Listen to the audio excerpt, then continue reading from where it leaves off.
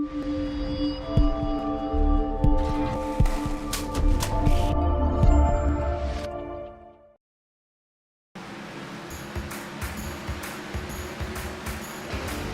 hills and valleys of rural Tennessee are home to the rumble and roar of one of NASCAR's oldest and finest tracks. Most tracks have a nickname: the track too tough to tame, the Monster Mile, the Paperclip. But it's only a select few tracks that have more than one. Darlington in South Carolina is one such track, but another one nestled in springtime green in Tennessee countryside has more than one name also.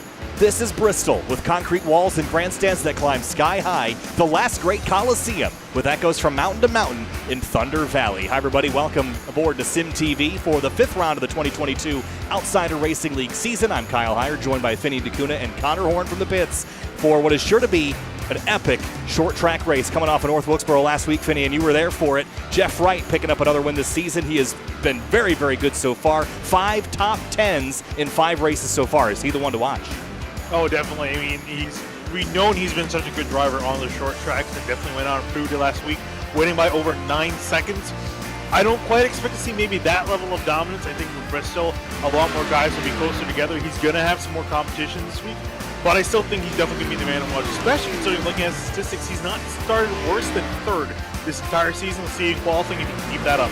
Connor, this track has been open since 1961. It was originally a dirt track, and it's been converted back to that in the springtime in the real world, but we're running on the pavement tonight. It's changed several times over the last couple decades or so, but what makes this track so special in NASCAR racing?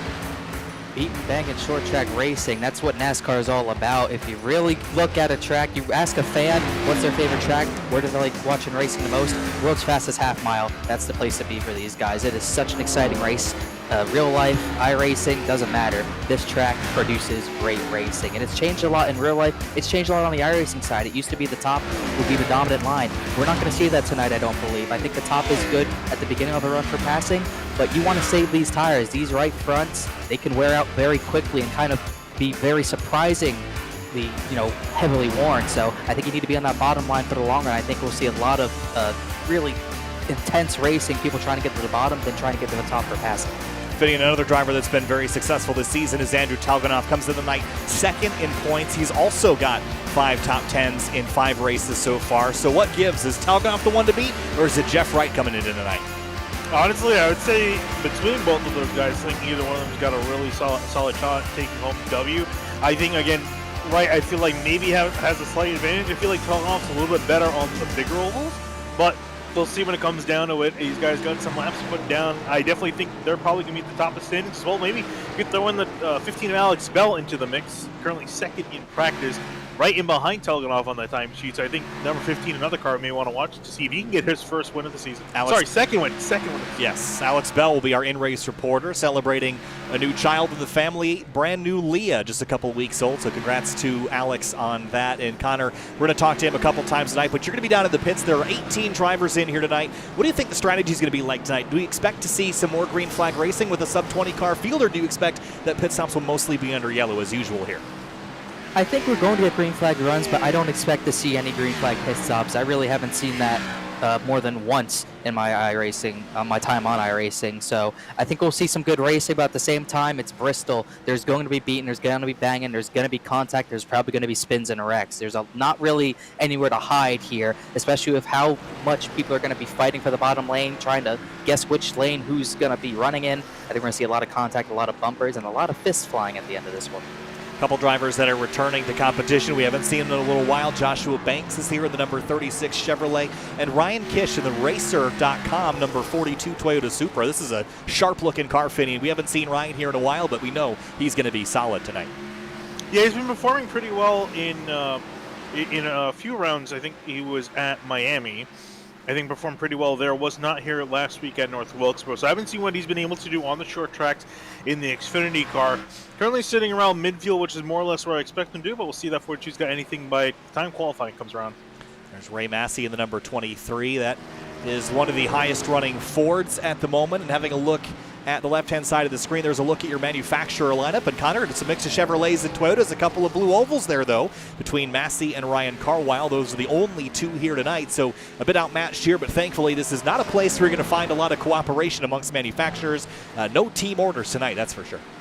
Yeah, no doubt. We're not going to see any team orders, but I see the Chevy at the top, Andrew Talganoff. He's probably the most impressive driver to start this season. The only other driver to finish in the top 10 other than Talganoff is Jeff Wright, and both those drivers top 2 in the points. He's put in so much work to get to the skill level he's at right now. He's at the top of his game, no doubt about it. And you can see in that 3 car is at the top of its game as well. Beautiful livery. I would not be surprised one bit to see Talganoff pull off the win today. He has been on a tear. He's been one of the fastest drivers. I expect him to show that again tonight.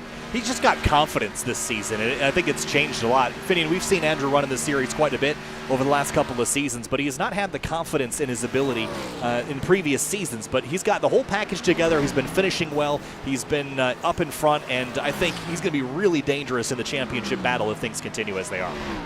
Yeah, it's going to be the big thing is him continuing this run. He actually just lost the points lead to Jeff Wright last week.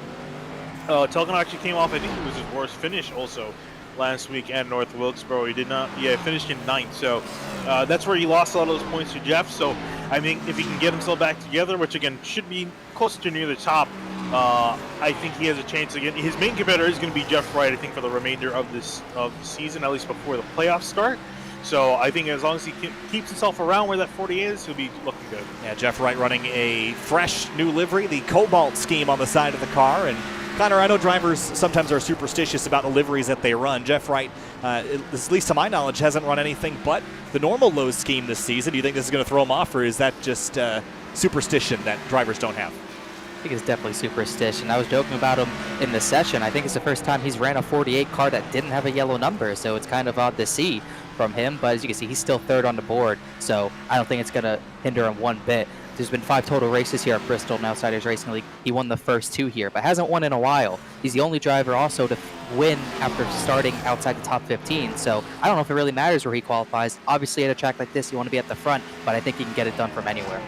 Well, he's going to be in a pretty good position here if he qualifies where he practiced, 3rd on the timing charts. In just a minute, we're going to head down to qualifying. 18 drivers. I don't think qualifying is going to be absolutely critical like it normally is, but even still, with an 18-car field, Finian, you can get yourself into trouble if you're not paying attention.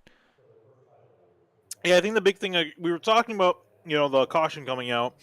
Last week, these guys did a pretty good job. No cautions at all in North Wilkesboro the entirety of the race, which when you think about it, I've seen so many yellows, so many wrecks in North Wilkesboro, many races where it's just wreck, green, wreck, caution, green, wreck, caution, constantly. And I feel like these guys have a good chance of not maybe going green all the way, but having long green flag runs. I think that's going to be something to consider.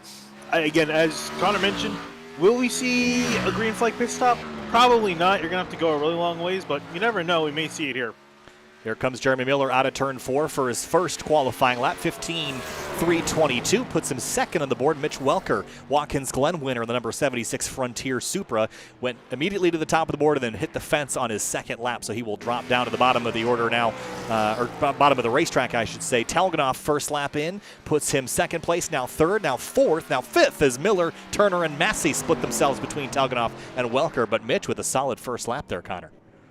And yeah, very solid lap. It's a good solid lap for Miller as well. I think a 15.1, a low one, will be good enough for pole. Ray Massey just went a 1,000th of a second faster than Welker. Pretty intense, but one person that might surprise you to watch out for tonight is that 30 of Jeremy Miller. He's been actually pretty decent here in the past. Last time Outsiders Racing League went here, he won the race not by a few seconds, not by double-digit seconds, not even by 1 lap. He won by 2 laps. Also, Finian finished 2nd to him. It was kind of surprising to see Jeremy so dominant on a short track. There was attrition, and he was able to survive, but I would not be too surprised if he ran well again. He might be able to go back-to-back. Attrition was putting it lightly that race. So there are many cars that didn't finish that race. Alex Bell, top of the board of the number 15 Sim Motorsports Supra, and gets that by about 16 thousandths of a second, so he'll put it on pole position for the time being. Our in-race reporter tonight, there's Joshua Banks in the 36, getting warmed up here. This should be his first timed lap. 15.252 puts him 7th. See if he can pick it up on the 2nd lap. Yeah, currently one of the only guys out there putting a lap down. Still waiting on Jeff Wright. None gone out on the track. Same thing with the 20 of Bryce Calusa. Zach Carlin, 27. Ooh, Banks going to hit the wall off of 4, so that time's going to be invalidated. He's going to be pretty much sitting in 7th or worse. Oh, Chad Klinger just will go to him, coming off the wall off of 1, and he hit the wall in 1 and 2. So I think both laps probably going to be out, and you can see him wiggling the wheel out of frustration. He's going to be starting from the back. Well, here's the one we were waiting for, Connor, as Jeff Wright pulls out of the pits. This is a pretty critical moment for him. I didn't say qualifying was absolutely critical, but if you're Jeff Wright, you're leading the points coming into the night. You got your competitor in 6th. This is an important lap. And there are only 17 cars because I believe Zachary Carr won't be participating tonight, but it is an important lap. You don't want to really start top 15 or outside the top 15 at Bristol as he's into a wall, so first lap is already going to be negated. We'll see if he resets.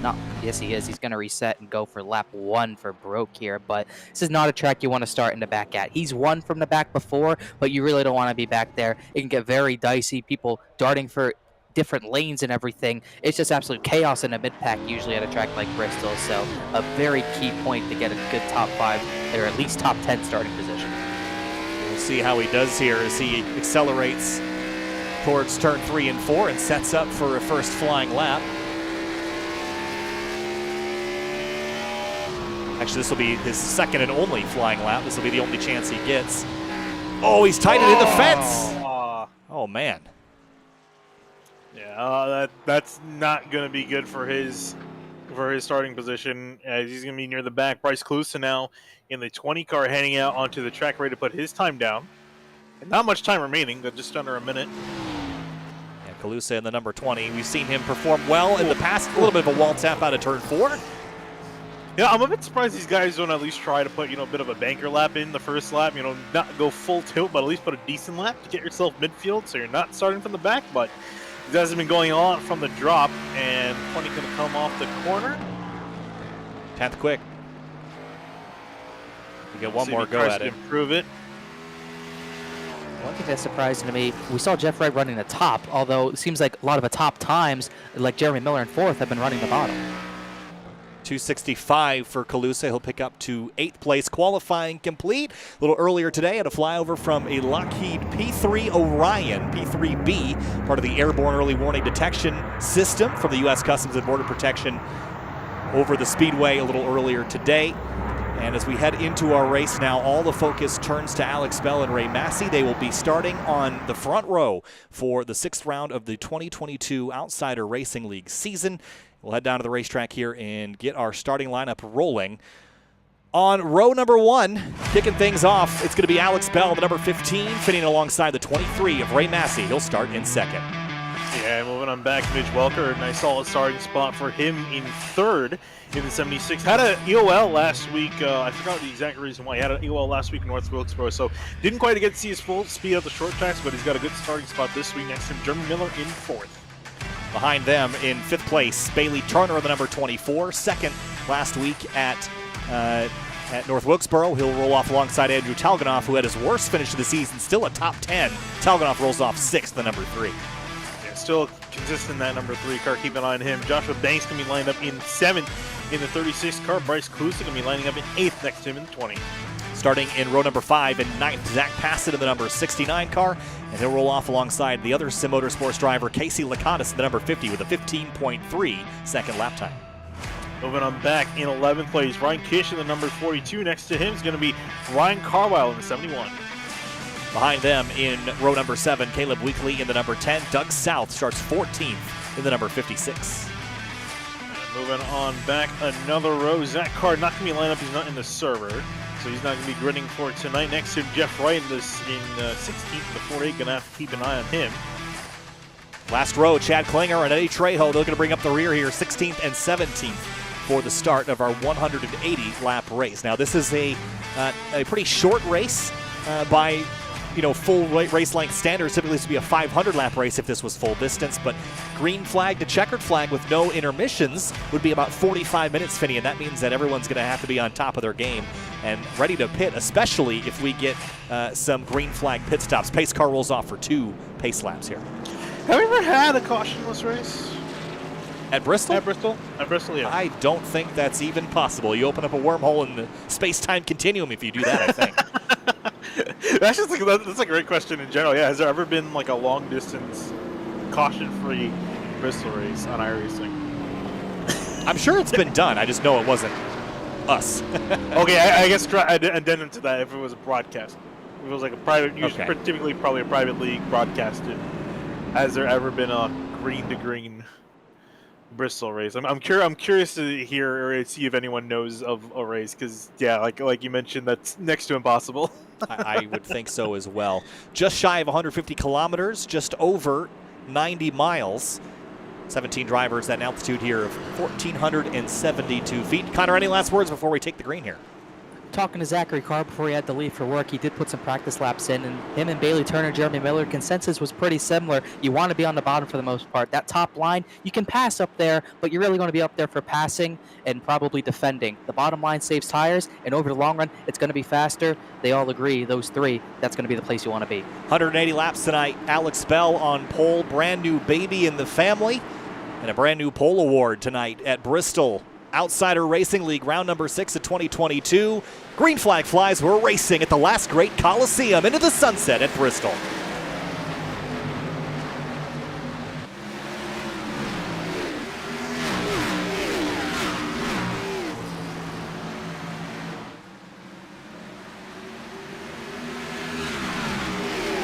Just like that, a lap complete. They tick by quickly here. Massey up to the high side. Miller follows him. And Mitch Welker follows into line with Bayley Turner going to the bottom now, Finian.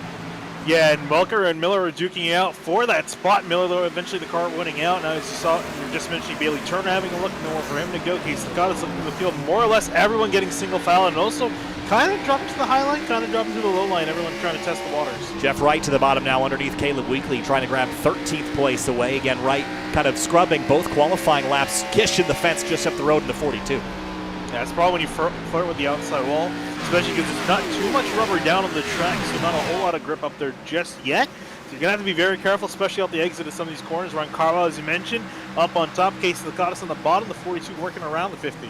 Yeah, Lecottus going the wrong direction here early in the going. Kish is going to sweep around the outside, and now Jeff Wright will follow and grab 12th place away into turn 3.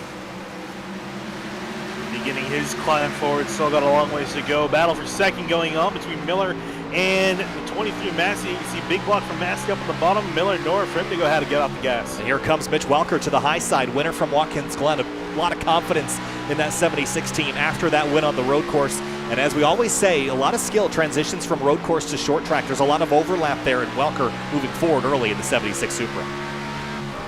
Yeah, as you mentioned too, on the grid, Welker started from the back last week doing EOL, so was kind of stuck back in traffic. Unfortunately, never got a caution to reset the field, but by the end he was in the top. I think he finished 6th or 5th, if I'm not mistaken, last week in North Wilkes Barre, starting like 15th on the grid. Looking at the 3 now, working his way up after not the best of qualifying efforts, but decent enough. Trying to get past Bryce Calusa for 6th. I think Talganoff, we see the 36 get the fence on the front straight there. I think Talganoff is going to be one of those drivers that races better than he qualifies. I think later tonight you'll have to keep an eye on him. I think early in the going he's just going to be feeling things out and try to figure out the lines. Bit of a push there to the back of the 20 as the 69 and 36 are side by side behind him. Well, not an unfamiliar sight, seeing a black number 3 giving a little bit of a bump at Bristol. Certainly been seen before. It was probably a couple decades ago, though. Close quarters here, but again, with only 17 cars on the racetrack, it's going to feel a little bit less claustrophobic than it normally does. And you see Chad Klinger trying to work around Casey Lecottus as he's now also got to move his way up the order. Another driver hit the wall. There you see battle for position. Miller on the bottom, Massey up top.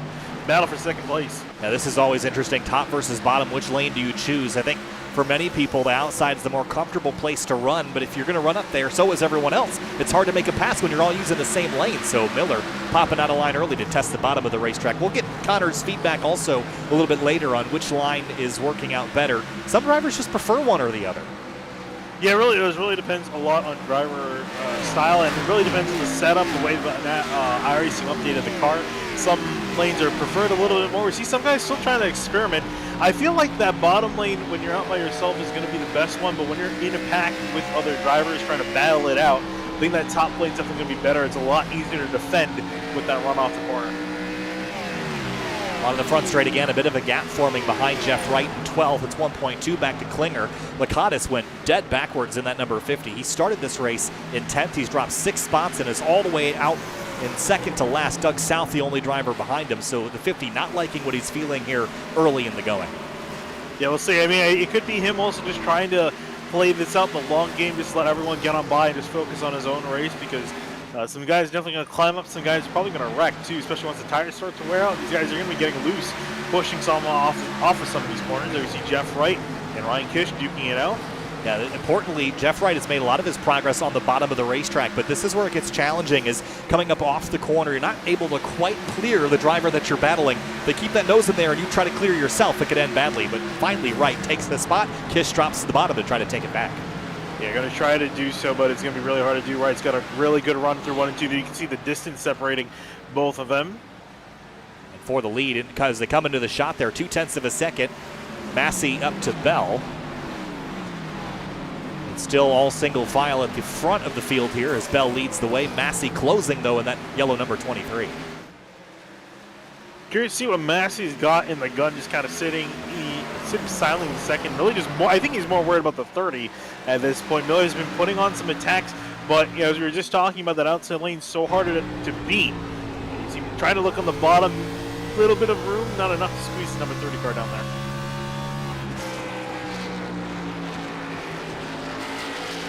Bit of a magenta sandwich here at the front of the order. It's like a package of Peeps at Easter time here, huh? With the magenta and very yellow. fitting. Very fitting with Easter coming up. As we all know, that's exactly what Easter is about, is trading terribly flavored marshmallow candies. But here's Ryan Kish and Klinger fighting for 12th. Yeah, Kish is also another driver. Talk about going backwards. It seems like he's been kind of drifting back. Actually, not too bad. Started 11th, down to 13th. Yeah, struggling a little bit in practice. Found himself in the fence a couple of times, so I think he just needs some more time to feel this out. Talganoff under pressure from Banks. Zach Passen's gotten by him in that number 69 Supra. He's moved the number 3 Goodwrench Chevrolet back in position. Still constant up front, 0.2 between the top 3. And Mitch Welker has closed in on Jeremy Miller. Now he's going to have to dispatch the number 30 Car Racing Design Supra. Yeah, Welker's been really quiet. Hasn't really made any moves since the drop of the green flag. So, as you mentioned, getting closer to that number 30. I think Miller, instead of worrying about offense, is going to be more concerned with defense now from the 76. And notice the top 5 all on the bottom of the racetrack. And it seems like the high side is becoming more of a defensive maneuver than anything. That's bizarre. Usually you'd see people ripping the high lane, Finian. Yeah, one or the other. Yeah, typically, as you mentioned, you see drivers doing one or the other, but everyone seems to be pretty much on the bottom lane, but when a car gets behind, they shift to the top lane. So it looks like both lanes are more or less viable for different reasons, which is good to see. It's good to see at least some sort of parity. One lane's not clearly better, and the bottom lane can be used to pass, as we saw with Jeff Wright working through some of the guys near the back. Although up near the top, again, not sure this is guys struggling. I think at this point it's just them kind of messing around a little bit. I don't think they're going full out attack because the race is still very young. You see, as I say that, Welker getting very close to the back of the field. Certainly making Miller check the mirror before he turns into the corner. And look at Bayley Turner now approaching the mix as Welker goes high. Turner licks the lips here, seeing these two fight ahead of him. Yeah, I think Welker's just trying to make Miller concerned, maybe force him into a mistake by just getting that close to his rear bumper, getting his head. Up to the high side again, throttling up a little sooner to try to get some overlap here, and here he comes. Connor, what you got? Just trying to get some feedback from some of the drivers. There's not much feedback I'm getting, mainly because this is a track where you don't get breaks. Short contact for 3rd place, but you don't get a lot of feedback because everyone's focusing so much. Miller said it was tightening up a little bit. I think we're starting to see that's why he's starting to fall back. Michael Hurley, who's on the box, trying to see who he is on the box for, but he's on the box not participating tonight. He says tire degree, keeping the tire degrees down is going to be very important for this race. And another word from Ryan Kish, he just said he is completely slow. He's tried every lane but the apron. I think he's going to try that one next.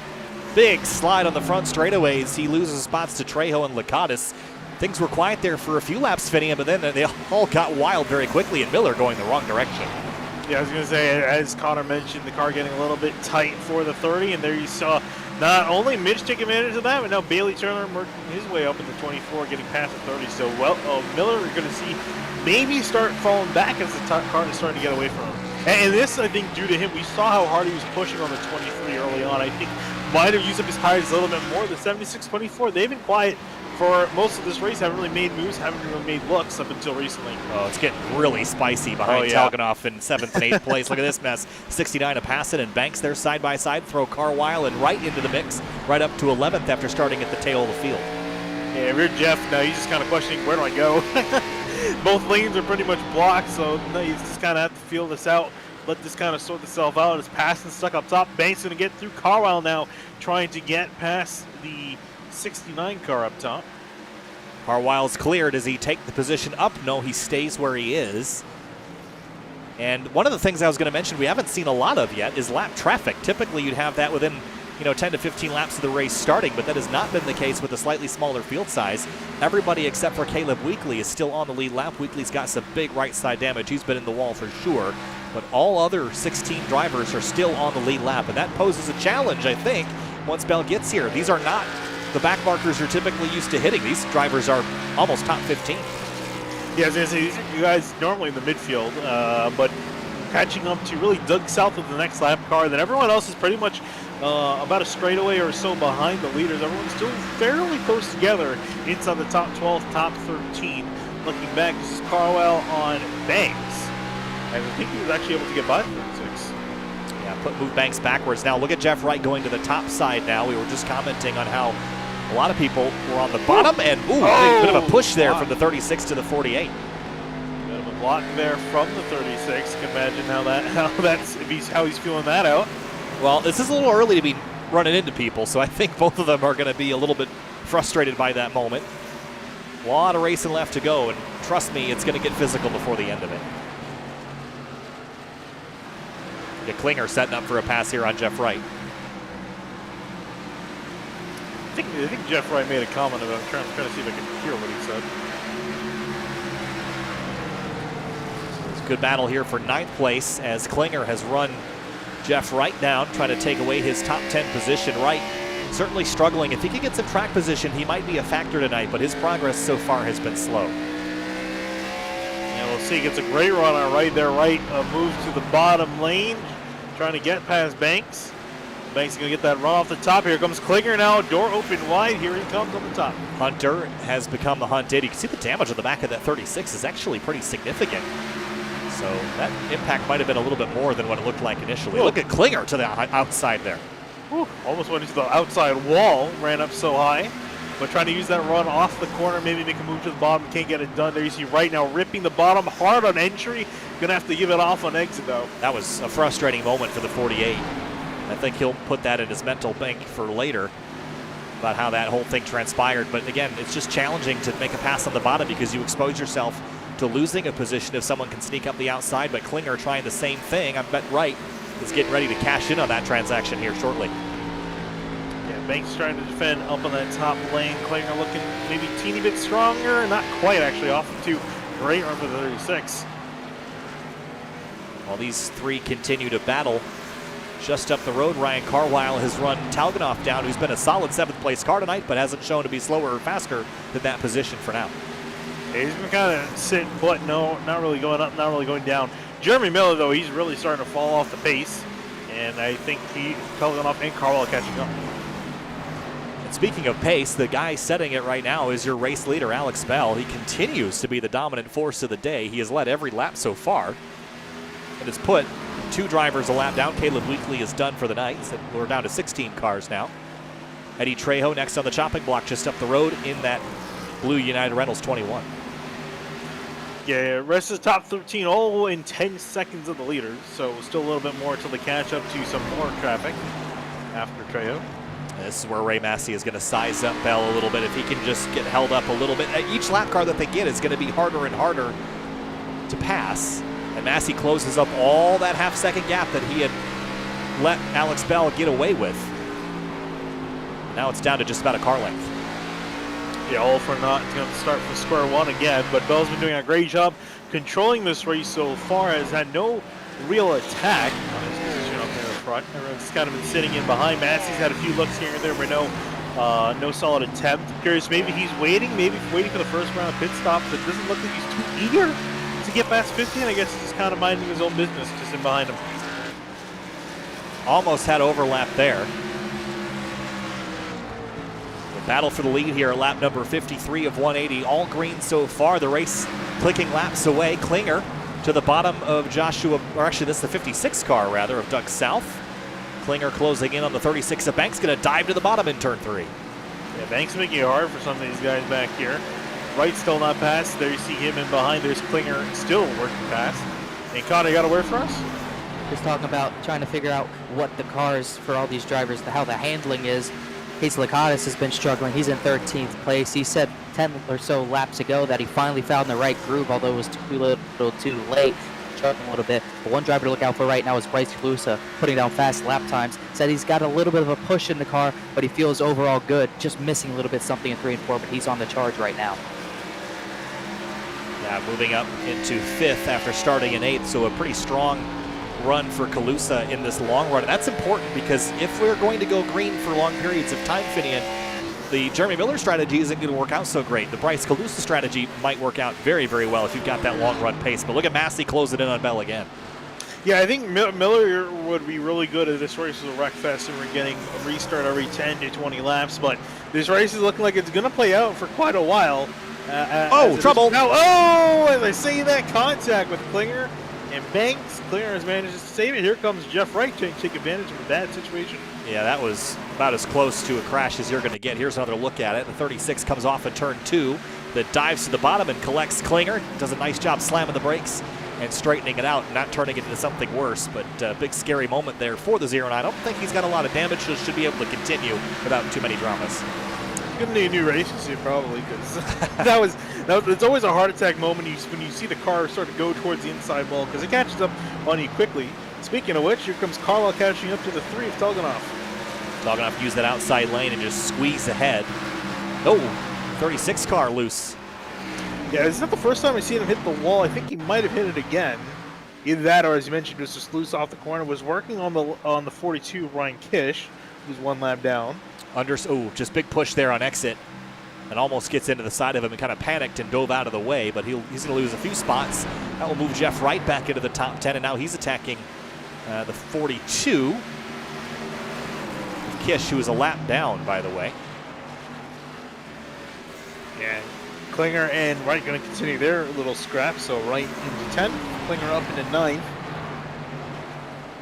And I'm curious to see if Wright's going to try to force past Klinger, or if he's just going to kind of follow his lead up near the top. Well, Wright, for Wright, he's got to move, because the more time he spends back here and the longer we go without a caution, the less opportunity he's going to have to gain track position. It's difficult to make passes on restarts because the track is so congested. You're going to have to find some speed in the long run, and he's doing that right now. Just got by Klinger. That's one he's been working on for a while. Now he has to set his sights a second and a half ahead to Ryan Carwile, who's still working over Andrew Talganoff. Yeah, I think for Wright, though, he's definitely going to probably want a caution and reset everything. He's 9 seconds back. Actually, as he loses internet for a second there, he comes back. 9 seconds back from the leader. Not to mention all the cars he's got to pass to get to that point. There's Alex Bell, your race leader, just ahead of Ray Massey. And here's Carwile on Talganoff again. Opens up the door a little longer each lap, and this time he's going to grab it. And I think Talganoff might have granted him that spot there. I was just about to say he came on the radio and offered that spot to the 71. And that's something that I don't think you would have seen Talganoff do in the past. Connor? No. He's struggling a lot more for Jeremy Miller. He's been in the wall a few times, trailing his inner car bush, just saying it's destroyed, it's killed. Still run P6, but the right front really struggling on that machine. Yeah, that's plowing. Yep. Wrecked bucket of, yep. Can't say that. Oh, that's not friendly. Got to be family friendly here, Kyle. Yeah, you can see on the right front here, though, this side skirt area, then this whole crinkle here, when you knock the hood up, it means they're having a pretty bad day. So Miller's going to have to fix that. And every time you hit it, it just seems like it gets worse and worse and worse. It almost like, even when you go to Darlington, Connor, you could probably speak to this. The car drives great. Well, he's gone. The car, he's got duty to do. The car drives great. You hit the wall once, and then it drives like crap for the rest of the night. It's just something. As soon as you touch it, it's over. Yeah, and then after you hit the wall, you feel like, you just happen to magically start hitting it more and more. Yep. as the night goes on. Yeah, I think once you do it, you kind of give up on trying to keep it out of the fence, and then subconsciously you just start ramming it into the fence and making your own problem worse at that point. Try to hit it back into place. Oh, there's a bit of a dive from the 23. It's almost like trying to make some work. It's almost like drivers think if you hit the wall enough, it'll move out of the way. But behind the safer barrier, there is concrete, and it's not going anywhere. So no, that's definitely not going here. Ray Massey all over Alex Bell. I'm not sure that he's quicker, but he's certainly keeping pace with him here as we approach 20 laps to halfway. Yeah, this is going to be a big thing. So halfway's coming up, which then also leaves me, when are we going to start thinking about pit stops? Remember how we were joking about we're going to get green flag pit stops? Well, it's starting to become more of an option, right? Because these guys can definitely make it on one pit stop. I think that's definitely not really much of a question here. Question is, when are you going to make that pit stop? Because there's a decent amount of leeway. Do you come in right at halfway? Because at the rate we're going, it looks like it may go green all the way. Everyone's pretty spread out, more or less as much as they're going to be all race long. As you see, Casey Lecottus is working on the 36. That was for position. Gonna have to get out to your caution dance if you want a yellow, because we've just been green for 74 laps of 180. Connor? I guess sort of speaking of yellows, thinking about pit strategy a little bit here. A track like Bristol kind of expect the yellow every now and then. You don't want to pit too early, especially with halfway bonus points at lap 90. The fuel is going to likely last just over 120 laps, maybe 125. Your most likely strategy is to get to lap 90, finish lap 90, get your points, and then come down pit road. We saw that happen with Wilkesboro last week, but running the long game, hoping for a yellow, I would not be surprised to see some drivers try to make that strategy work as well. Closing in about 15 laps to that halfway point, Finney. I think that's going to be the strategy for almost everybody, provided we don't get a yellow. But at this point, everyone's kind of settled in. I think we might get a yellow, at the three-quarter mark of this race just from the aggression ramping up. But I don't think we're going to get one in the first half of this race for sure. I would put some decent money, not that I have a lot of money to my name, but I would put some decent money on the fact that once guys start pitting, I feel like we may see a caution then due to the speed difference from guys just trying to stick it out, hoping for that caution, and guys that are going to probably duck in almost immediately after lap 90. So, because there's about almost a second and a half difference in between the tires they're running right now, which are only going to get worse, and new tires when these guys were running the fastest at the beginning of the race.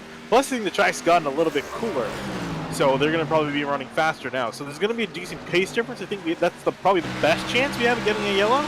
So I'm curious to see if guys that maybe hesitant, maybe want to wait a little bit longer until we get past the window, or they're just going to dive straight in after lap 90 to see Miller and the 71 duking out here. I'm still surprised that Miller is able to battle it out. I thought the car would have been too hard to deal with. You see him trying to pinch 71 down on the inside. Well, who says you have to wait till lap 90? Why not come in a little earlier if you can expect that there might be a caution in the second half of the race? Take that chance. Come get tires now. If you're Jeremy Miller and you're struggling, you might as well just come do it. Your race is going the wrong direction anyway. You might as well either send it completely in that direction or maybe take a small chance of things turning in your favor. And I think that would be a good strategy. But the time to do that is running out because that predictable lap number 90 is approaching quickly.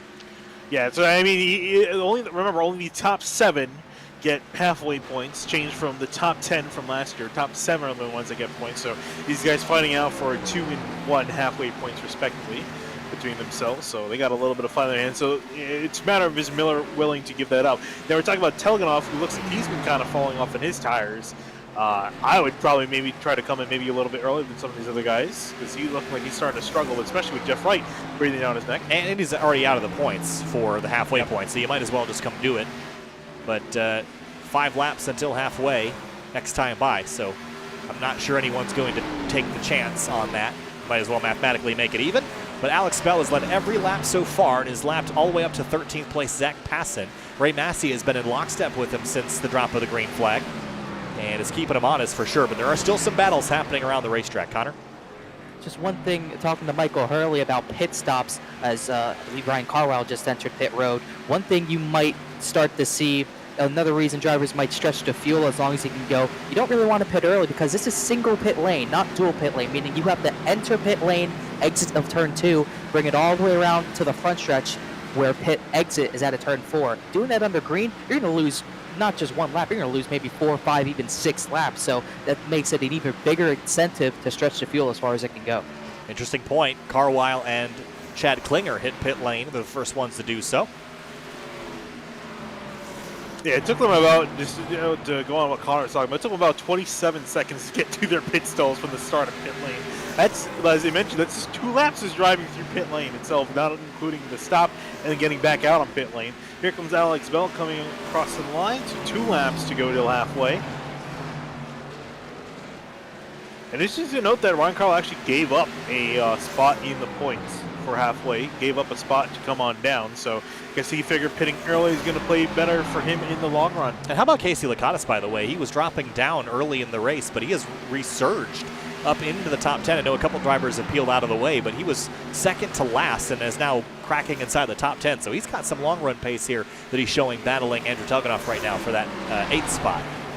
Yeah, I think this is part of Casey's plan of just trying to playing it out to the long run, just managing his own tires over the course of the run instead of burning them up like everyone else, as he's trying to battle with the number 3 as we just came across halfway. So Bell, Massey, Welker, Turner, Calusa, Miller, and Wright. Jeff Wright will get that final spot, so drove his way up. There was worth something. Here comes Talganoff now on down. And a long trek through pit lane, just past the halfway point for the number 3. Second in the standings coming into the night. So we go back up front. These two are probably just going to run the tank out of fuel. And they had a big enough lead where I don't think they're at risk of getting passed by people that are doing a shorter tire run. I think they're in good hands. Mitch Welker might be in position to upset them, but he's also got people breathing down his neck. He can't get too creative either. But there's the look, the 71 on fresh tires. I'm trying to look here. I'm trying to look where how Jeff Wright's doing on his lap times. I would think he should probably come in now because he's about a 10th off the leader, so he's not really closing in that much. But we'll see what he does. Connor? Talking to some of those guys on that team, Andrew Talganoff, I believe, came down to pit road. He's just talking about how tight it is, pushing tight, no drive off, and saying it's god awful. Most we've seen him struggle this season. As for Jeff Wright, it's just been a tough struggle to get through the field. He was only up to 11th before green flag pit stops, mainly because of the front end damage you see on his vehicle. He said he got banksed. Well, that narrows it down, doesn't it? Don't have to investigate too hard to find out what puzzle pieces fit where. Here's Ray Massey into pit lane. Oh, interesting. So the leader's doing something a little bit different. Let's see how this plays out. And especially you're going to see Bell immediately answers to that. He's coming through 1 and 2 right now. He's coming down. Immediately going to answer the call, and here comes Josh Banks in behind as well. Yeah, I like this. I like that call for Ray Massey, though, because he wasn't just going to pass Bell on the racetrack. He had 95 laps to do that. So he took it into his own hands to short pit and get that extra advantage. I think that's going to get the 23 the lead in the short term here. We'll see if he can hang on to it. Mitch Welker also of note diving in with the number 15 car. Jeremy Miller, surprisingly, the guy who we thought we would come in, one of the first guys coming, he's still out there on the track and is actually second place to the current leader, Bayley Turner. Yeah, maybe hoping to get a yellow. I'm not really sure how that's going to work out for him in the long run here. But Ray Massey in the box should be leaving here pretty shortly. And he is out as Bell pulls in and will throttle back up and rejoin the racetrack. So this is the driver that we expect to inherit the lead. His pit stop, though, looking at his stop 14.4.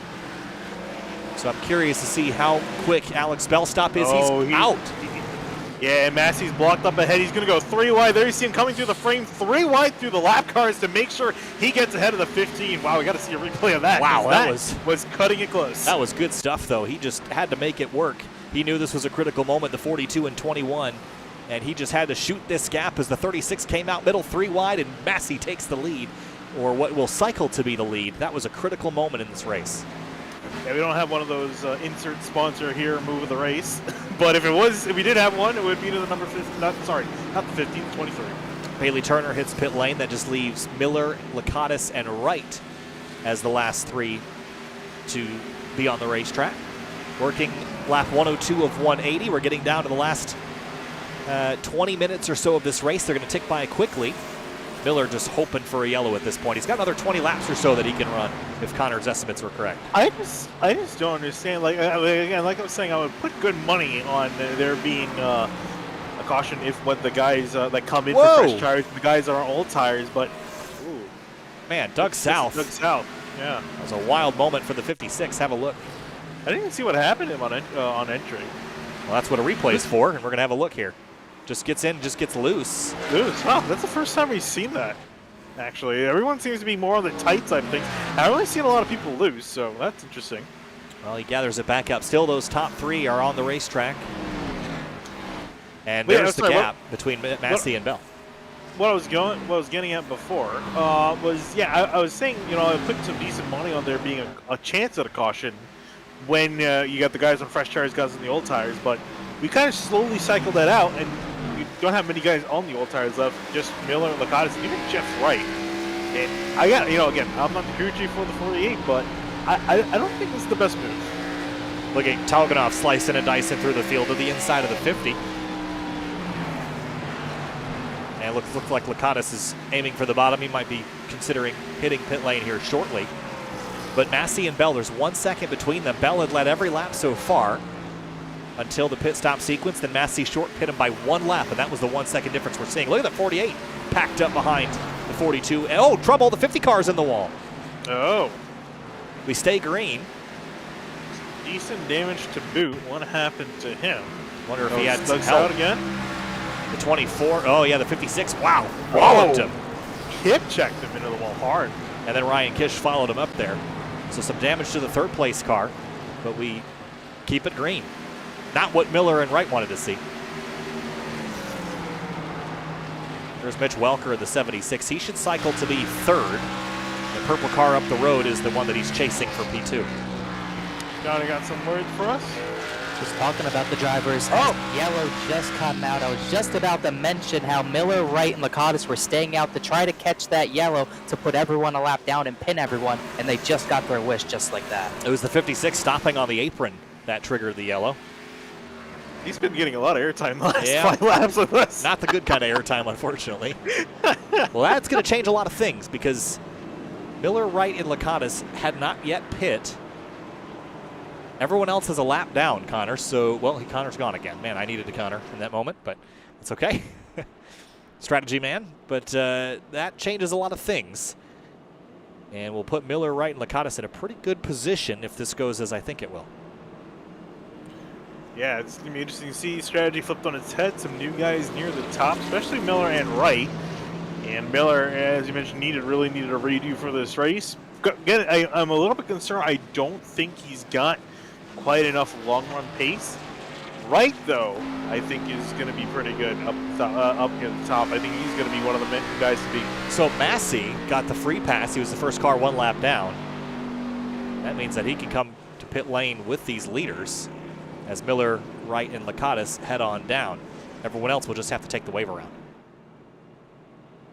I was going to say, I was going to yell at Casey for being out there for too long, but hey, I guess it worked out. It did, and that got a was lucky break. Really lucky because it wasn't even a crash. It was just someone pulling off the racetrack. So they were pretty lucky with how that transpired. Yeah, I was trying to hear why exactly he pulled off the track like that, but I mean, guess it made things more interesting. It was a handful of laps down, wasn't going his way, but that's what pit lane is for. Ray Massey pulls off as well. This is going to be a critical moment because he's going to have fresher tires and everyone else behind is not. Now, this could open Pandora's box with the yellow flags, though, and we could have some more aggression from here on out. So this might not be the end of it for drivers like Bell, Welker, and Carwile. By the way, Carwile is in a pretty good spot right up with what was the top 3 prior to this yellow. So I'm curious to see how this race is going to play out from here, right? We went green, nearly 100 laps. Yeah, we almost went all the way to the end of this race on green. I think had Doug not pulled to the inside and pulled off the track, I think he probably would have gone green all the way. I think that's likely. I mean, yeah. Again. However, now caution came out. Typically, cautions breed cautions. So I'm curious to see how the rest of the race goes. We're going to get some more short runs. And if that is the case, Jeremy Miller is your race leader. Man, how did that happen? Yeah, it really worked out lucky in his favor. Also, Jeff Wright, too, in behind. He was not going to last much longer out there. He was 17 on the right front, 17% left in the tire life. So that tire was very close to going down. Well, the good news is they're not going to have to worry about the length of that run because they're not going to have to do that again. Even the drivers that pit earlier don't have to go that far. And doubling up for the restart. Yep, everyone's going to head all the way around the racetrack. And Alex Bell, who was the leader prior to the pit stop sequence, will restart in 5th. Ray Massey, I think, is in the best position of anybody because he was up front and has the pace to be up front. Jeff Wright and Miller, they needed track position. They've got it. Let's see how they can handle it.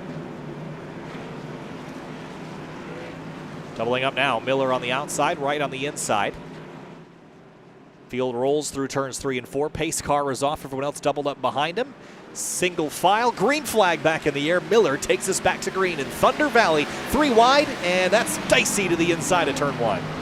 Jack Lear wasting no time there. You see Ray Massey also wasting no time. Think Alex going line. Also going to waste no time as you go 3 wide, everyone. moving their way to the front. Oh, Bell squeezes through into position, and Kish will have to give up position. He's not actually racing these guys. He's a couple laps down for the top spot. Miller runs wide, and Wright takes the lead. Wow, that didn't take long at all. Took surprisingly little time. I guess Miller, I'm trying to look here, I guess. Let's see, did he make a mistake? Really loose. Oh, yeah. Chasing up the racetrack, and then Wright just drove on by.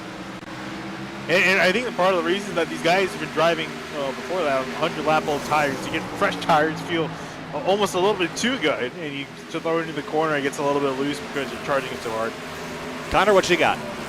Just trying to get it before the green flag came out, but just mixed opinions on Doug South's yellow flag. Alex Bell very upset, saying that he's gonna, can't really say what he said he's gonna do to the sticks, but he said he just completely ruined this race. And on the other side of things, Jeremy Miller got the track position he wanted. He said to Doug that he appreciated that.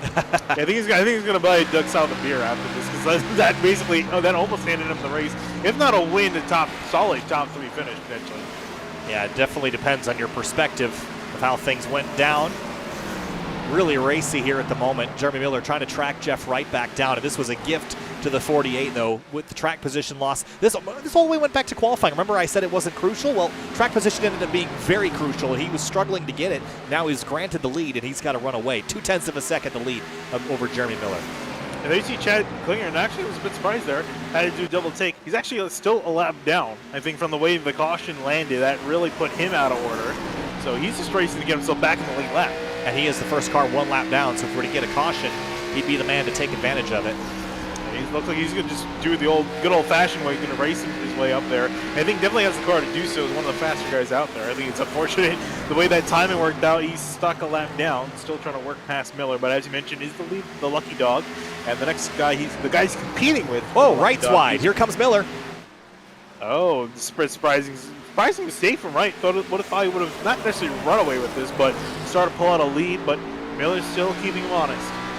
And Ray Massey closing in, this bright yellow 23. Ran second most of the race. Then after the pit stop sequence, somehow didn't lead a single lap because the other drivers never pit, but he has been good enough to lead, and he sees those 2 leaders right up the road. Going to be 55, making 54 laps to go next time by, and the timer is ticking down, running out of time. See who's got what they have. I mean, looking at Alex Bell, back and forth, a little bit ways back, 2.5 seconds back from the leader, so not in this lead pack. There he is. A little bit of distance between himself that he's got to make up. And I'm not quite sure if he's got the pace at this moment. Yeah, about 0.2 off the leaders. Almost just 1,000th between Massey and Wright the previous time around. They are just matching each other 10th for 10th. But the 0.9 is going to prove tricky for the 23 to get by, as if Massey closes in on Klinger, I don't think he's just going to let him on by. The battle for the top spot, Miller going high and trying to use the run. We saw the weakness out of Jeff Wright, but we saw the same weakness out of the 30. They're just going head to head now. Yeah, I'm curious to see if Klinger is going to maybe let the 23 on by, because he does have the lucky dog secure in there. Even if he does get by, there's no way he's going to drive all the way back around. So we'll see if he may decide to let the 23 on by, or if he's going to keep that position and just try to race around both these guys. But Miller working the inside right, I can't imagine he's going to come off the top, so I think he's going to stay right there for most of this run. 50 laps to go. Connor? It's pretty intense racing at the front. Jeff Wright, if he wins this, not only it's back-to-back races for him, it would put him at the top of the pylon for most wins in Outsiders Racing League history with 14 over Adam Cabot's 13. Also high stakes for Miller. You go back-to-back at this very racetrack if he's able to pull off a victory tonight. Just going back to some more opinions on the incident, Doug South did say, as we pretty much knew, that he did not know a yellow would come out for retiring for the race. Definitely no intention there. Mitch Welker, frustrating to him. He had a top 3 run going, maybe a race-winning run going, and he's basically saying 60 laps doesn't matter. You just can't pass. Michael Hurley's trying to keep him calm, but just not a lot of optimism right now from the 76. Yeah, it's been challenging. Track position tonight has been the name of the game. And I always kind of laugh at that term, Finian, track position. Well, of course, track position. That's how you win the race, is track position. But it really comes down to, if you have an advantageous set of tires and you've got an advantage over somebody that way, sometimes that's better than being in front in that particular moment. But right now, being up front has been the only thing important tonight. Yeah, absolutely. It's a matter of just getting your car near the front of the field as soon as possible. And also, as you mentioned on the right, setting tires. You want to have fresh tires, be up near the front. And if you're stuck in behind, as you see, Jeff Wright took him all race, so slowly claw his way back up the order, and then he went for a Hail Mary call, hoping and praying for caution. That's put him near the front of the field. But now we have Ray Massey. Looks like the 09 of Klinger has granted him a wave by, so he's up there now on the rear bumper of the 30. We'll see how this plays out. And that was an important pass because last time by, Massey was 2/10 quicker than both of the leaders. Yeah. Here he comes to the bottom of the 30. He's got a big run, and Ray Massey trying to get the lead away. Really solid charge. Massey very quiet for most of those. I haven't seen a whole lot of passing action out of him. But here he is fighting with the 30. 30 going to defend up top, pushing hard out of turn 2. Massey keeping that car tucked on the bottom. Well, that's going to be a very critical pass because he's only got one driver left to run down, and it's Jeff Wright, the race leader. Massey has not yet led a lap. He has been playing runner-up and second fiddle to everybody else tonight, but he will not be denied. 40 laps to go next time by, and Wright is now on defense. I think he knows he's going to have to. I think maybe with Miller he might have been saving. I don't think he may have seen Jeremy as a threat, because I think he figured Jeremy might burn himself up early on. I definitely know Wright can last long term. I think Wright knows that Massey can also last a long term in this race, so now he's going to start pulling away. Yeah, Massey's best finish was third back at Homestead. His finishes this season, 12th, 3rd, 12th, 15th, and 5th. It's been real hit or miss.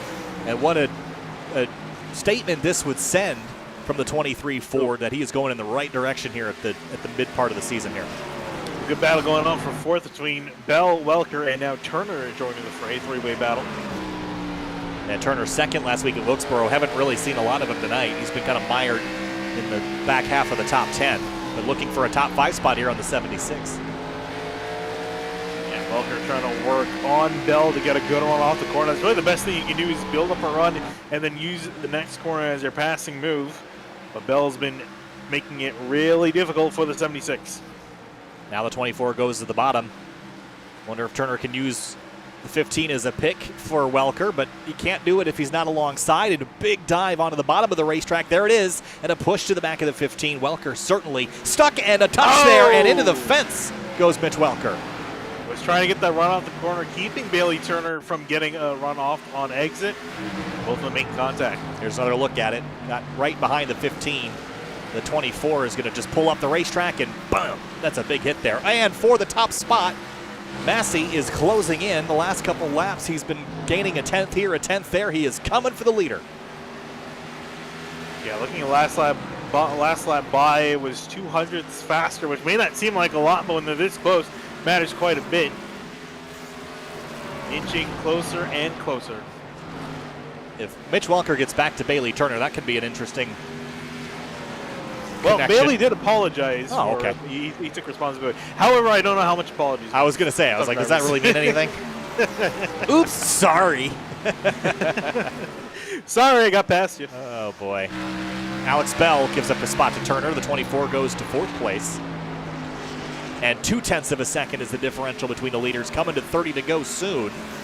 About 8 minutes worth of racing, and Massey is still closing. And traffic ahead. I was just about to say, a bunch of lap traffic up ahead. 3-car group, then another 3-car group. Eddie Trejo, Lecottus, Talganoff, the next car is up ahead. And there, 2 of them, Talganoff and Lecottus, fighting for position. I think for Jeff Wright, having Talganoff there is going to be helpful more than hurtful. But the other cars don't really have a horse in the race here as we go back to 7th place. Bit of a kerfuffle here. 20-car Bryce Calusa and Ryan Carwile fighting for 7th.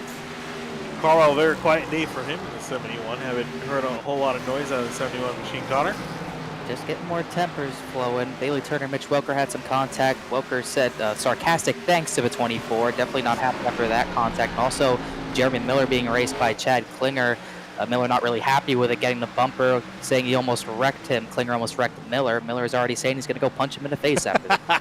Man, this virtual reality stuff is getting too real, I think. How fun would that be if they had a boxing simulator after on pit lane? Look at this, 3 wide with lap traffic. The 36 bails. Banks stomps on the brake pedal. And Massey got held up a bit more than I think. Yeah, here's the help from the 3 to the 48. He's just going to race Massey and slow him down. Sub 30 laps to go. And again, for those at home, 3 and the 48 are teammates.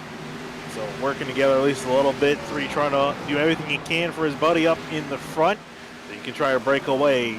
Right next car is Lecottus. Can't imagine Lecottus going to put too much of a fight at this point. Yeah, it didn't look like the 23 got held up a ton, but it doubled the gap that Jeff Wright had. It was only 0.2 of a second. Now it's only half a second, so it's not huge. But when we're dealing with 25 laps, that's just not a lot of time to do much at Bristol. Lecottus moving out of the way, letting the 48 on by. And here comes the 23. To the bottom. Massey is so close, he can taste it. It's just been not a great season. He's had a couple flashes of greatness, but the other races have been pretty abysmal. It's either been pretty far up into the top 5 or it's been outside the top 12.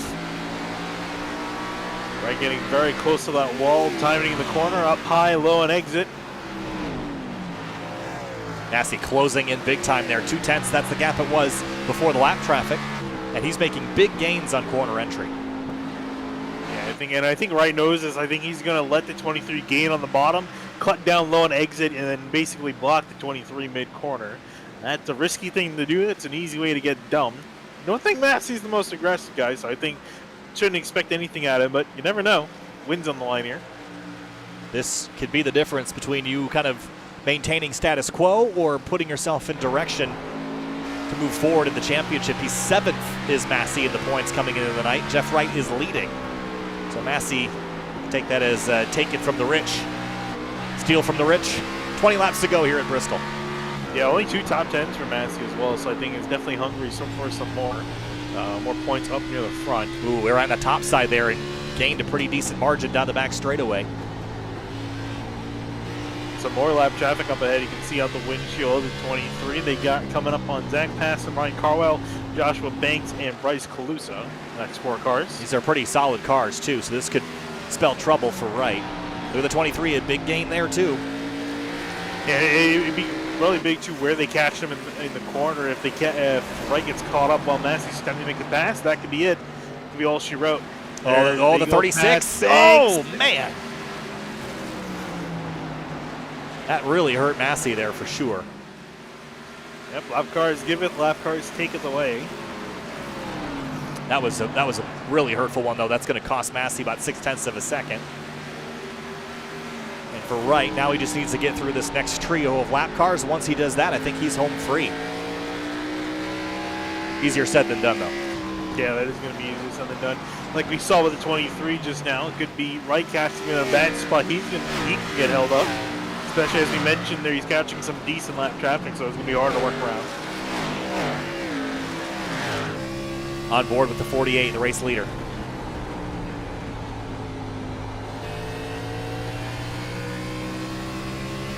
Looks like Paston's going to give him the outside.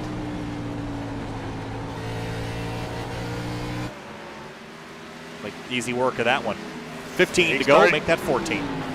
He's starting to build that gap up, so Massey, it looks like he's falling off. I guess whatever he's got, he's kind of used it up, not quite catching back up to the 48. He's got damage. You can see he got into the back of the 36 when he got in the wall. And you can see that right front damage. That now it's from that contact, not the wall. So that's probably what's costing him some time here. Yeah, so I definitely think that is. So that's, yeah, not going to do him any favors. So that's explaining the lost time. And I think for Massey, he's dropping more and more at this point. He's going to be losing hope.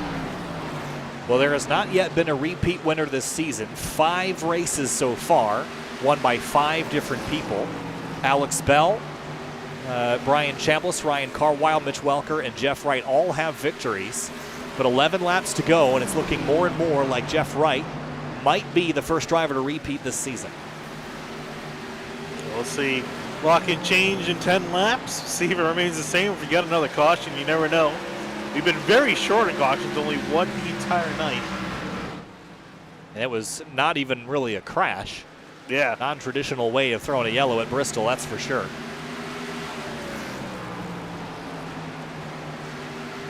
So the gap expanding, now 1 second over Ray Massey. Again, that damage likely causing him some strife. And Bristol is not, I wouldn't call it aero dependent, but you certainly can't run a banged up car here like you can at Martinsville and get away with it a whole lot. Yeah, I'm actually just looking through the field. I'm trying to find someone without at least some sort of dent on their car, be it from the wall or in their bumper. Zach Passan's car looks pretty clean. It does look pretty clean. I think actually Ryan Carwell's got the highest car that is the cleanest in 8th place. I don't see a single scratch on that car. Yeah, but it's not doing him any good. He's a lap down in 8th. Not a particularly impressive night for the 71. 7 laps to go for Jeff Wright. Gap still expanding. Bayley Turner and Alex Bell. This is for 4th. And what a frustrating night for Bell. Had a commanding lead over the 23 of Ray Massey. Then the caution, the pit stop happened. He lost that position, and then the caution came out with him stuck a lap down, and that's kind of what sealed the deal for the 15 car. After that triumphant victory at Daytona, this is going to be the opposite side of the luck for him tonight. Yeah, I mean, hey, it's all about luck, and the luck of the draw, fortunately for Bell, wasn't meant to be. Yeah, he cashed in all his luck chips back at the Super Speedway race, and sometimes you got to do that, I think. And Bell now trying to work on Bayley Turner, now battle for 4th between them. Running out of time, though. Bell right up against the wall. Oh, and you're looking at that battle just before the 71 and the 50, duking out for 8th place. Yeah, Lecottus again. I'm really amazed that car is fighting because the damages. Now, that's not a dig against Casey. That is against the damage against that car because he hit that wall pretty hard after he got hit by Doug Sauer. He got a hit check with the wall in turn 1. So I'm surprised that car is in raceable condition. I thought he would have been limping around, but he's still fighting there for 8th. Yeah, and again, remember, the race did not start the way that Lecottus wanted. He dropped all the way back to 16th. He's going to rebound for a top 10 here if things stay as they are. That's a pretty solid evening. Meanwhile, for Jeff Wright, out in front here at Bristol. Short tracks have been the successful tracks for Jeff Wright. Thinking back to Watkins Glen, lost that race there in a mishap on pit lane. The following week went to North Wilkesboro and won that race. So far this season, there has not yet been a repeat winner, but Jeff Wright rolling through turns 3 and 4 here at the last great Coliseum. The Gladiator's going to win it. Jeff Wright rounds turn 4. Jeff Wright goes 2 weeks in a row, wins an Outsider Racing League at Bristol. Bayley Turner, Alex Bell bumping and scraping all the way back to the stripe. At the stripe, it's going to be Turner by a nose, 13 thousandths of a second is that victory there. Good old-fashioned Duramac near the line, 14 Bell. Not quite enough. It's a great setup, though. You almost nailed that, but wasn't meant to be. It's going to be Bell in 5th, Turner in 4th. Celebratory bump there from teammate Andrew Talganoff, who gets his worst finish of the season in 11th. That'll be the first time that Andrew does not score a top 10. And that will expand the points lead that Jeff Wright has over his teammate, but burnouts and celebration in Thunder Valley. Jeff Wright gets it his 2nd win of the season. After winning last week at North Wilkesboro, it is looking good for that 48, Connor. What a triumphant victory for the 48. Took a little bit of luck. The qualifying run was not good, but when he got out front, he was able to hang on to it. Yeah, it's his 3rd win in ORL at Bristol. And once again, he did it from 15th or worse, which is pretty remarkable for him to do it. But like you said, the strategy definitely played in his favor with the one and only yellow propelling him to the top spot. Also propelled Jeremy Miller, who he said at the end of a race was driving terribly, to a 3rd place finish. It's a big win for the 48 machine. That puts him, we talked about it earlier, puts him at the top all time for Outsiders Racing League victories with 14, breaking that tie he just had with Adam Cabot. Well, Jeff Wright gets it done, and what a triumphant victory it will be. Here is a look at your race results. Wright, Massey, Miller, Turner, and Bell. I know it's going to be a frustrating night for Massey and for Alex Bell, Connor, but top 5s for both of those two. Yeah, for sure. They're going to be okay, I suppose, with the top 5s, but Alex Bell, Mitch Welker, Ray Massey, even though he finished 2nd, they're not really going to be happy with the outcome. Obviously, that yellow that likely shouldn't have happened really turned the race on its head, and the guys who were playing the long game definitely got fortunate to get away with a few positions there. So the 15, well, 5th place is good after being on the pole leading all those laps. Alex Bell, Mitch Welker, those two will just definitely not be happy. Well, time for post-race interviews, and one of the drivers we're going to talk to is Alex Bell, who came home in 5th place. Alex, tonight, not quite the finish you were looking for, and it just came down to luck. We were saying that you kind of cashed in all the luck chips back at Daytona, but tonight led a huge portion of the race, the first 95 laps, and then came home P5. So take us through your night. Disappointed or okay with how you ran? Pissed. We had probably the best car out there, if not the best car, probably equal with the 23. We were racing really good there, and Yeah, I guess I used up all my luck at Daytona because I don't know what the frick. Sorry, I don't know what the 56 was doing out there. He wrecked my teammate Casey. One lap. Next lap he doors me as I'm lapping him, and then I guess in his attempt to rage quit, he stopped on the track and breathed off the caution. So that's pretty freaking stupid. That's a horrible way to lose a race like that. It was going to be a really good race there between me and 23 had that gone green. So but it's okay, I guess, to be pissed off over fifth. We had a really good car, probably the best car I've ever had in this league, to be honest with you. But no, congrats to Jeff on the win. He's an incredible short track racer. I thought he was going to be the one I have to beat all day long. So congrats to him. Top 5 run, and if that's a bad night, that's a pretty good night, Alex. A top 5 run after leading a huge portion of the race. Best of luck next time. We'll see you next week at Dover. Thank you. Move on now to our third place finisher. It's Jeremy Miller, and he was slipping backwards early in the race. Wasn't happy with how things were going, dented up the right side of the car, but the caution saved you, Jeremy. You ended up P3. That had to be a pretty good night considering how it looked like it was going to go.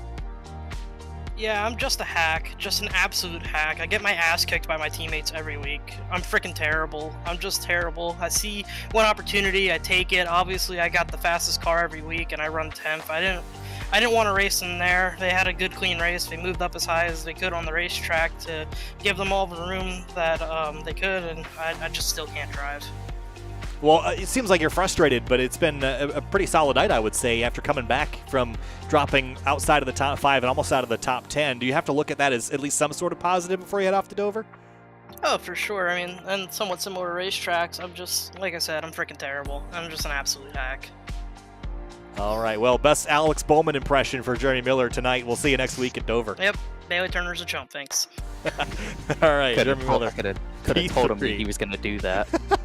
Ray Massey, second place tonight, and unfortunately, second place is where you were stuck most of the night, Ray. Followed Alex Bell that entire first run, then cycled all the way through and followed Jeff Wright to victory. A little bit of damage there in the closing moment. Seemed like it held you up a touch, but runner-up was all you could manage. What'd you need to go beat that 48? I needed track position.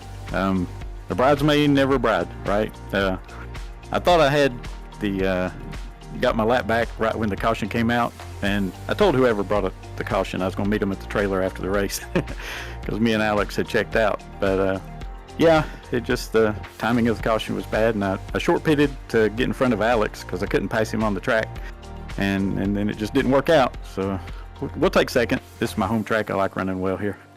Well, looking forward to the rest of the season, it's been sort of up and down for you so far. 3 finishes outside of the top 12 and now 3 top 5, so it's kind of been hit or miss. But we head to Dover, and then we have 2 weeks off, then we head to the Roval. So between Dover and the Roval, which one do you think you're going to have a better shot at?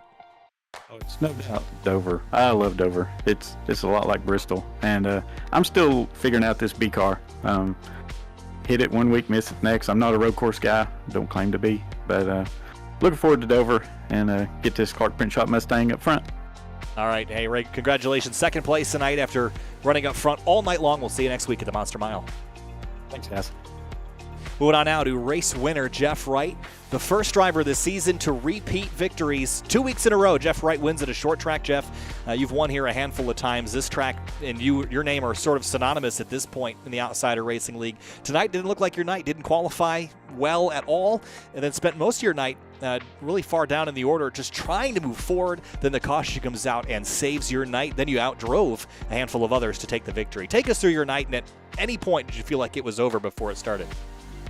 Yeah, definitely. We didn't get off to a very good start. We didn't qualify well. I hit the wall both times. For whatever reason, it was just a whole lot tighter in qualifying than it was in practice. So knocked the fence down, and then we had to start from the back and try to work our way up. I got a little bit of nose damage there early on the first run. I ran in the back of Joshua Banks there trying to get around him.